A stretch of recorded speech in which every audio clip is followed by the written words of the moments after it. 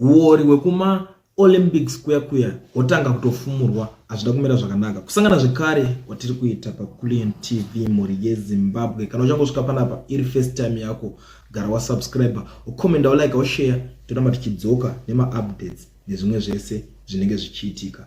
Nyaya iri kunetsa, nyaya iri kutenderera yemaZimbabweans avo vaiva 7 vakaenda pamwe chete vaka-accompanywa kana kuti vakadungamidzana nedelegation yakabva kuZimbabwe ye67 ma-government officials. Nyaya yacho yoramba ichitenderera. So nhasi pane nyaya iri kunetsa panapa yandiri kusangana nayo iri kutenderera ma-streets emuTwitter, ma-streets social media. Vanhu vari kucomplaina nenyaya yemifananidzo. Vari kuti mifananidzo yamuri kutora ikoko hairatidze kunge vanhu vakarongeka zvakadaro. Sei musina kuita zvinhu zvakarongeka? So nhasi ndiri kusangana nenyaya yakanyorwa naavo vanotwa Advocate Fadzai Mayere. Vari kuti, why did you fail to commission someone to take professional footage of Zimbabwe at the official opening of the Olympics?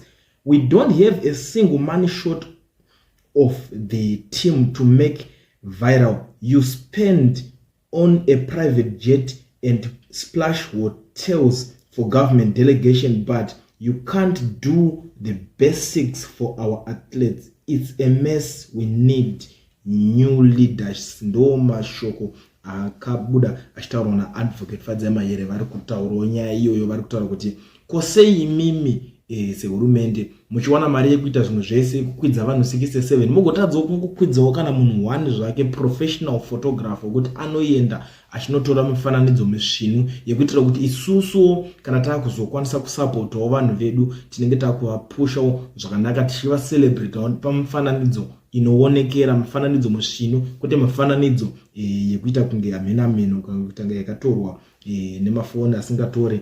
I don't know. Ndo zvanga zvichiitika. So vanhu vamuzotanga kupindurawo vakati iPad yacharamba yanga isina moto. Vamwe vari kuti madofo vanhu ava Advocate musanyanya kuvatedzera.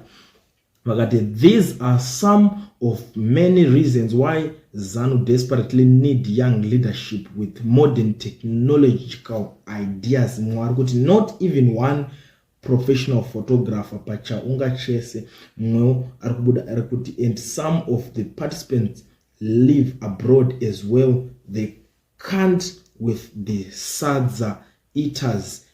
Mumwewo ari kuzobudawo achitaura kuti aiwa Maria cameraman yakatojigiwa inenge yakatoiswa pane vanhu 67 vavo. Dai vakaisa vanhu 66 bozozoona 1 cameraman. Saka zvikura kuti pane vanhu 67 pane 1 akatodya chinzvimbo chacameraman and ari kutodya mabenefits nezvinhu zvese zvaifanira kunge zvichisangana nacameraman. Ndo mashoko andiri kusangana nawo panapa ari kutaurwa neruzhinji rweZimbabwe. Nyaya iyoyo yakavhundutsa vanhu kunyanya pavakanzwa kuti ma-athletes 7 chete ndo vakaqualify vari kuenda, but delegation yeZANU-PF, delegation yegovernment yavo ndo iri kunzi ndo yakatowanda 67. Saka kureva kuti inenge yakaplaza kana kuti yakawandisa kutowandisisa chaiko kutodarika vanhu vacho vari kuenda. Ndo nyaya imwe yanga iri kunetsa. Ende pachitaurawo imwe nyaya pachinzi kuChina kune vashoma vakaenda asi hakuna kana ma-government officials vakaenda. Saka vamwe vakataura kuti aiwa vanhu ava kureva kuti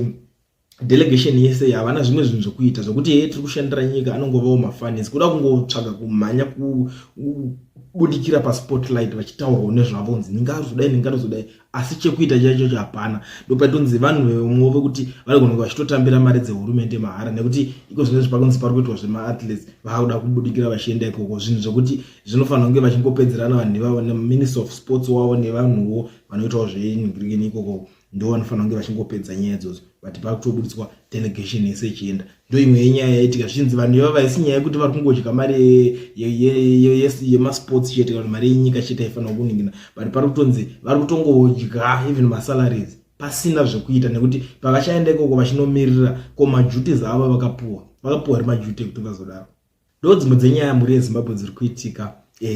Enda ndakakubatira nhasi pachannel penyu kusazivawo kuti imimi makaitarisa munoiona sei. Kana uchinge washanya panapa kekutanga, gara wasubscribe, ukomenda, ulike, ushare nekuti isusu pano tinofambira nyaya dzese dzinenge dzichiitika tichiuya tichikupakurirai.